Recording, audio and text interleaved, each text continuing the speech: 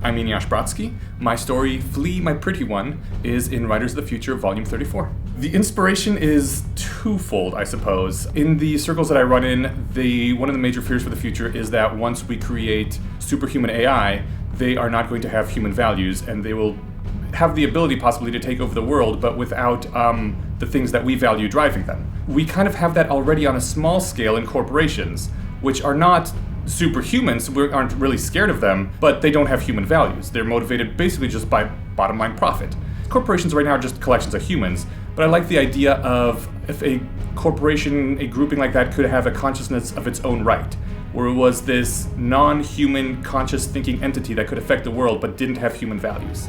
And so that's where I got my idea for the dragons from. And that's, of course, not original to me. Charles Stross has written about this before. He's called corporations the Martian invaders or something, to again emphasize the fact that they are entities that can affect the world that don't think like humans and don't have values like humans do. So half of it was from that, and the other half was from a movie I'd seen called Flammen i Citronen, which I think has been translated now into Flame and Citron.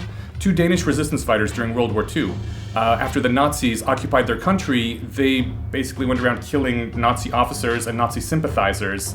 You know, they were just people living in the city, so they were basically assassins that would every now and then come out, murder people, disappear back in the population. Their mission was slowly twisted because they didn't necessarily know who the sympathizers were always. They got tips from people, and their higher-ups would be like, that guy's slipping in for the Nazis, kill him, you know? And so they just walk in someone's apartment where they told they are, cold-blooded murder, walk back out. And they're doing it because they're fighting the Nazis. You know, this is an important deal. The Nazis are evil.